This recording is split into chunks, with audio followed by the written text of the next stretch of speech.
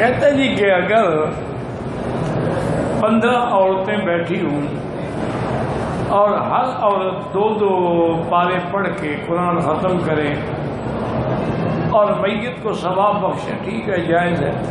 صرف امام شافعی رحمۃ اللہ علیہ قائل نہیں ہے، وہ کہتے ہیں قرآن کی تلاوت کا ثواب نہیں ہوتا، لیکن باقی ائمہ سب قائل ہیں۔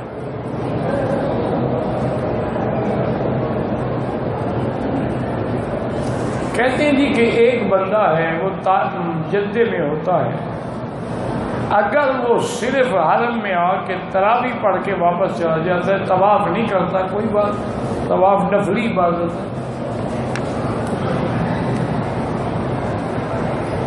اور ویسے یاد رکھیں کہ طواف نفل ہے اور تراویح جو ہے یہ سنت مؤکدہ ہے، اس کا پڑھنا ضروری ہے۔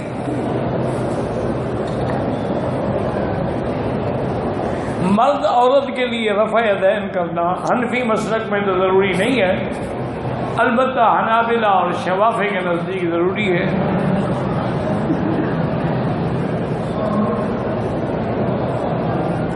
عورتیں حرم شریف میں نماز جنازہ پڑھ سکتی ہیں، کوئی منع نہیں۔ جب فرض نماز پڑھ سکتی ہیں، فرض عین پڑھ سکتی ہیں، تو فرض کفایہ کیوں نہیں پڑھ سکتی؟ اصل میں مشکل یہ ہے کہ ہم لوگ مسئلہ سمجھنے کی کوشش ہی نہیں کرتے۔ مسئلہ یہ ہے میرے بزرگوں کہ عورتوں کو جنازے کے لیے آنا جو ہے وہ منع ہے، کہ گھر سے یا ہوٹل سے صرف جنازہ پڑھنے آئے نہ جائے، لیکن اگر وہ نماز پڑھنے آئی ہے، مسجد میں بیٹھی ہے، جنازہ کھڑا ہو گیا، وہ پڑھ سکتی ہے۔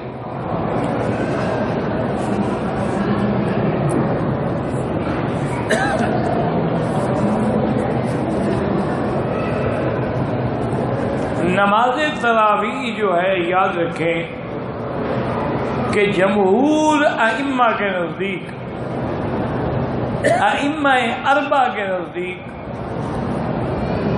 اور حضور صلی اللہ علیہ وسلم کے زمانے سے لے کر آج تک بھی حرمین الشریفین میں 20 رکعت پڑھائی جاتی ہے۔ بعض مساجد میں 8 رکعت بھی ہوتی ہیں، ہم ان پر اعتراض نہیں کرتے، لیکن اصل بات جو ہے، راجح بات جو ہے وہ یہی ہے کہ تراویح 20 رکعت ہے۔ اور دوسرا، رمضان کا مہینہ عبادت کے لیے ہے، جتنی زیادہ کرو گے اتنا، جتنا گول ڈالو گے اتنا میٹھا ہوگا۔ جو 8 رکعت پڑھیں گے 8 لاکھ کا ثواب ملے گا، جو 20 رکعت پڑھیں گے ان کو 20 لاکھ کا ثواب ملے گا۔ تو آپ اپنا ثواب گھٹانا چاہتے ہیں، مرضی ہے آپ کی، ہمیں تو کوئی تکلیف نہیں ہے۔ اور دوسری بات یہ بھی یاد رکھیں کہ بعض روایات میں 8 بھی ہیں، وہاں 12 بھی ہیں، 20 بھی ہیں۔ اب جس آدمی نے 20 رکعت پڑھی، ساری حدیثوں پہ عمل ہو گیا۔ جس آدمی نے 8 پڑھی تو 12 والی حدیث کہاں گئی اور 20 والی حدیث کہاں گئی؟ پھر حضرت عمر کا اجتہاد اور اجماع صحابہ کہاں گیا؟ اس لیے ان بحثوں میں نہ پڑا کرو، کوشش کیا کرو کہ 20 تراویح بھی پڑھو، پھر رات کو 8 رکعت تہجد بھی پڑھو۔ رمضان کا مہینہ تو ہے ہی جاگنے کے لیے۔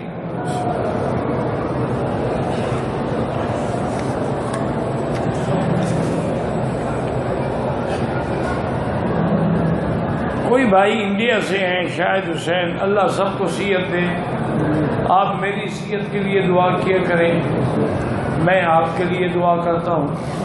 اللہم اشفنا واشف مرضانا ومرضى من اوصانا واستوصانا ومرضى المسلمین برحمتک یا ارحم الراحمین۔ یار اس کو کیا بیماری ہے؟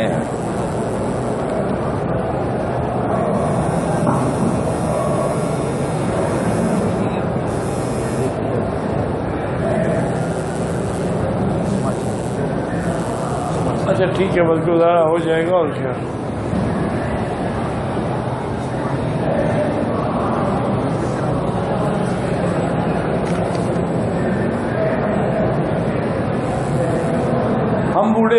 یہ بھی بوڑھا ہو گیا تھا. وتر کے آخری رکعت میں اپنی مقامی زبان میں دعا مانگ سکتے ہیں؟ بالکل نہیں. وتر کی آخری رکعت میں دعائے قنوت ہے اور وہ احناف کے نزدیک واجب ہے. اور دعائے قنوت وہی ہے جو حضور پاک صلی اللہ علیہ وسلم نے مانگی ہے. اور دو حدیثوں میں ہے، ایک میں اللہم اہدنی فیمن ہدیت اور ایک میں اللہم نستعینک ونستغفرک ونؤمن بک ونتوکل علیک. دونوں کی حدیث ہے.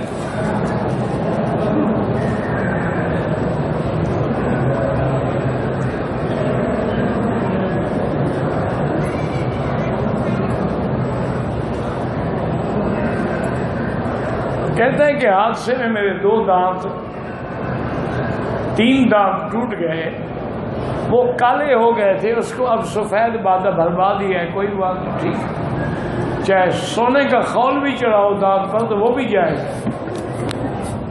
سونے کی انگوٹھی پہننا حرام ہے، لیکن سونا دانت پہ چڑھانا جائز ہے، کیونکہ سونا ایک ایسی دانت ہے جس میں بدبو نہیں ہوتی. باقی ہر دانت میں بدبو ہو جاتی ہے. ایک عمرے کے بعد دوسرا عمرہ کب کیا جا سکتا ہے؟ جب آپ کو اللہ ہمت دے، چاہے روز کرو، 2 دن کے بعد کرو، 5 دن کے بعد کرو، 10 دن کے بعد کرو، تو ہمت کی بات ہے. مجھے یاد ہے، اب تو خیر میری صحت بھی جواب دے گئی، اللہ ہمت دے. کبھی ہم جمع ہیں باقاعدہ الحمدللہ رمضان شریف میں ہم روزانہ عمرہ کرتے تھے. اسی دور میں نے ایک دوست کو دیکھا، وہ احرام میں ہوتا تھا ہر وقت، تراویح بھی احرام میں پڑھ رہا ہے. میں نے پوچھا، اس نے کہا الحمدللہ اللہ کا شکر ہے میں 5 عمرے کرتا ہوں. تو احرام کھول کے کہاں جاؤں؟ بس وہی ہے، ایک عمرہ ختم کیا، 2 ریال دیے اور ٹھیک پہنچ گیا مسجد عائشہ. وہاں سے آیا، پھر اپنا عمرہ مکمل کیا، پھر پیسے دیے، جیرانہ پہنچ گیا، کبھی عرفات پہنچ گیا، کبھی ذوالحلیفہ پہنچ گیا. میں کرتا رہتا ہوں الحمدللہ. یہ ہمت کی بات ہے. پہلے اصل میں ہمت بھی ہوتی تھی اور علماء اور مشائخ تربیت بھی کرتے. حضرت شیخ الحدیث نے اپنی آپ بیتی میں لکھا ہے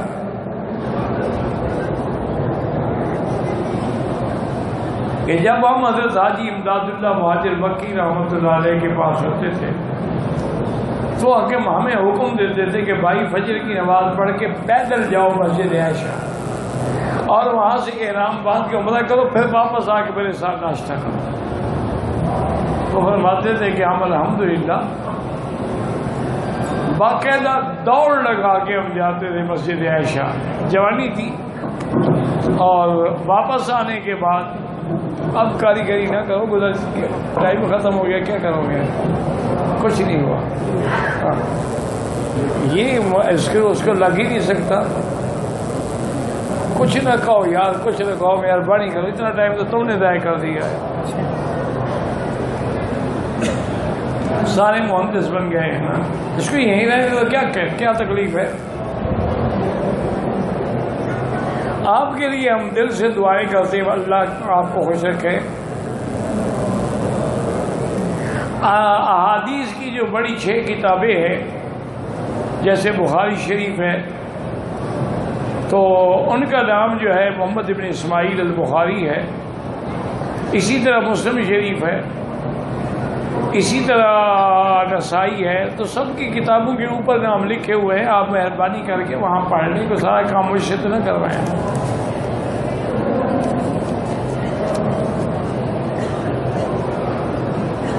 محمد سالم انڈیا سے آپ کو سلام کہا ہے، بڑی مہربانی بات. سلام. قاسم بھائی نے سلام کہا ہے، اللہ خوش رکھے.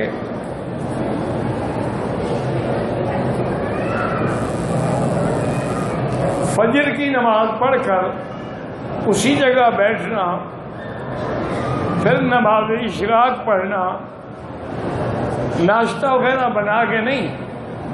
جہاں آپ نے نماز پڑھی ہے، اگر آپ نے اپنے گھر میں مسجد بنائی ہوئی ہے وہیں بیٹھی رہیں. حتیٰ کہ سورج نکل آئے. اچھا باقی چھوڑ دو یار، چھوڑ دو، مہربانی کرو، کچھ نہ کرو. کیا کوئی جن ہو گیا آپ لوگوں کو؟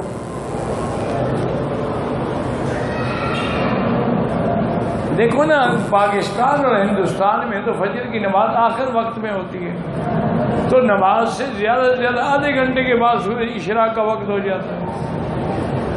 بہرحال حکم یہی ہے کہ وہیں بیٹھے رہو اور دنیا کا کوئی کام بھی نہ کرو، دنیاوی بات بھی نہ کرو، اللہ کے ذکر میں مشغول رہو. اور جب سورج نکلے نہیں، نکل کے اوپر چلا جائے، جیسے یہاں گھڑی میں لکھا ہوا ہے شروع، یہ نکلنے کا وقت ہے. اس ٹائم سے کم 15 منٹ بعد کھڑے ہو کے 2 رکعت یا 4 رکعت پڑھے، اللہ اس کو ایک مقبول عمرے کا ثواب عطا فرماتے ہیں.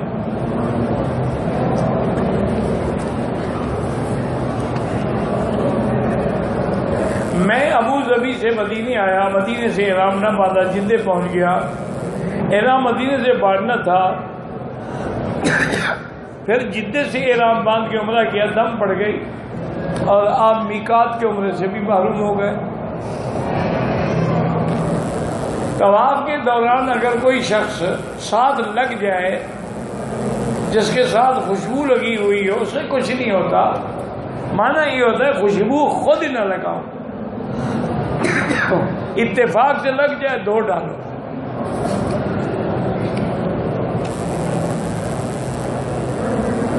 کسی پیغمبر کا واسطہ دینا نہ قرآن میں ہے نہ حدیث میں ہے.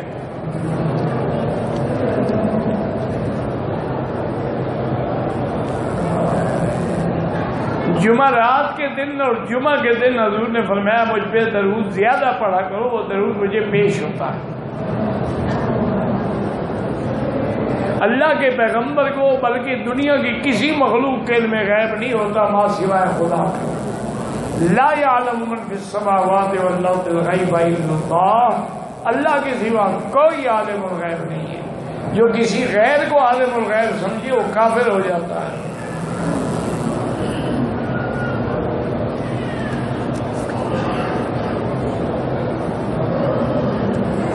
میرے پاس مال دولت ہے لیکن ابھی تک میری شادی کا کوئی رشتہ نہیں آیا. رشتہ خود تو نہیں آتا نا حضرت، آپ تلاش کریں نا. شادی آپ نے کرنی ہے، لوگ آپ کو آگے ڈھونڈیں کیوں؟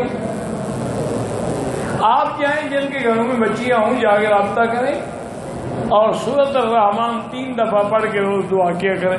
یہ سارے کام اگر وظیفوں سے چلنے ہیں نا تو پھر تو شادی کر کے بھی وظیفے پڑھتے رہو، اولاد ہو جائے گی.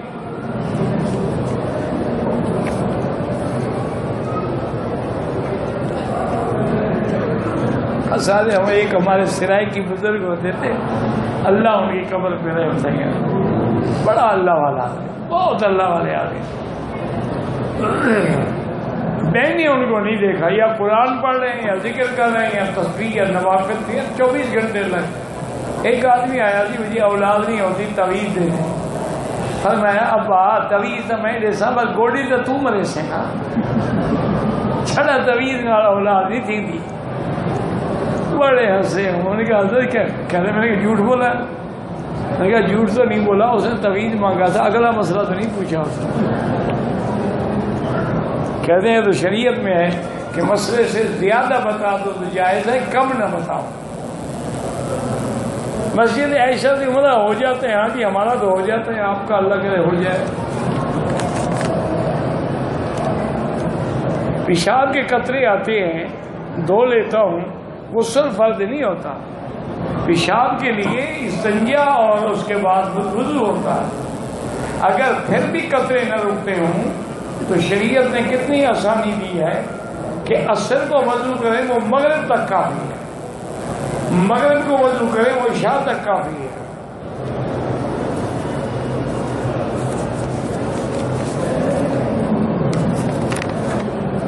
وہ یار یہ لمبے چوڑے نہ لکھا کرو. پاکستان چلا تھا، پتہ نہیں کیا تھا، سوالات کے جوابات چاہیے. وہ سوال کیا ہے کہ میں نے احرام کھولا تو مجھے دم یا صدقہ دینا ہوگا. مجھے تو سمجھ نہیں ہے یہ آپ کے سوالات کی. دم یا صدقہ پاکستان میں نہیں حرم میں دینا ہوگا. بھائی مجھے سمجھ نہیں آئی سچی بات. یوسف علیہ السلام کی پھوپھی آپ سے بڑی محبت کرتی تھی، تو حضرت نے اور سب نے مطالبہ کیا کہ یوسف علیہ السلام ہمارے گھر میں رہے. کب تک پھوپھی کے گھر میں رہے گا؟ ماں نے بھی مطالبہ کیا، پھوپھی نہیں مانتی تھی. آخر پھوپھی نے یہ کیا کہ ایک بڑا ریشمی قمیض جو تھا نا آپ کے اندر کپڑوں میں چھپا دیا اور یوسف کو گھر بھیج دیا. جب یوسف گھر پہنچی تو بی بی صاحبہ پیچھے آ گئے، نے کہا یوسف نے میرا قمیض چوری کیا ہے. اور قاعدہ یہ ہے کہ جو چوری کرے وہ بندہ اسی کو ملتا ہے. تو دیکھا کہ اندر قمیض نکل آیا، اس نے کہا جی لے جاؤ پھر. تو یہ قصہ تھا ان کا. انہوں نے بھی محبت میں کیا بیچاروں نے. ہم 3 عدد آدمی پاکستان سے آئے، طواف کیا 3 مرتبہ، صفا مروہ بھی. بھائی نہیں پڑھا نہیں جاتا، میں جواب کیا دوں؟ اگر آپ نے طواف کے 3 چکر کیے ہیں، طواف ہوا ہی نہیں. آپ عمرہ دوبارہ کریں اور دم بھی ادا کریں. وضاحت لکھی کرو نا. حرم میں اپنے دائیں جانب دیکھا، کعبے کے پاس رسی ہے، پتہ نہیں کیا ہے، مجھے کیا لکھا ہے آپ نے جناب. احرام کی حالت میں شیمپو سے ہاتھ دھویا، 2-4 ریال خیرات کر دیں. ایک شخص نے 2 دن سے عمرہ کیا ہوا ہے، ابھی تک بال نہیں منڈوائے ہیں، کیا ہوگا؟ بال بھی منڈوائے، دم بھی ادا کرے.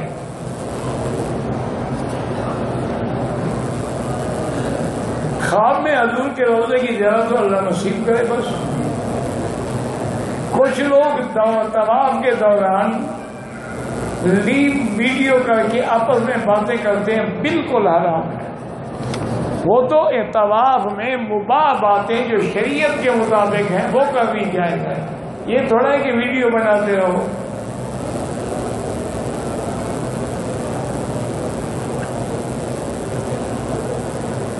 احرام باندھنے کے بعد کسی نے اپنے جسم کی جلد کا ٹکڑا اتار دیا، کچھ نہیں ہوتا.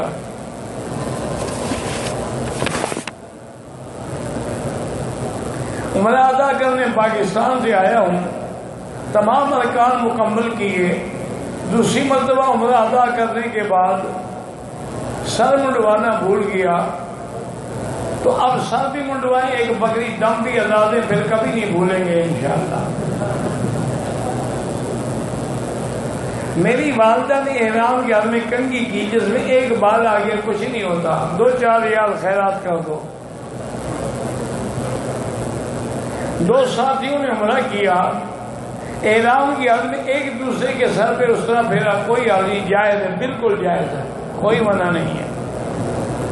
اللہم صلی علی سیدنا محمد وعلی آل سیدنا محمد کما صلیت علی ابراہیم وعلی آل ابراہیم فی العالمین انک حمید مجید. یا اللہ یا رحمان یا رحیم یا حی یا قیوم یا ذی الجلال والاکرام.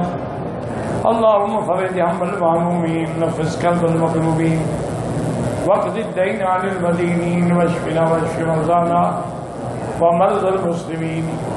یا اللہ بیماروں کو شفا عطا فرما، یا اللہ بیماروں کو شفا عطا فرما. یا اللہ اس عاجز کی سب بیماریاں دور فرما، ہمت قوت طاقت عطا فرما.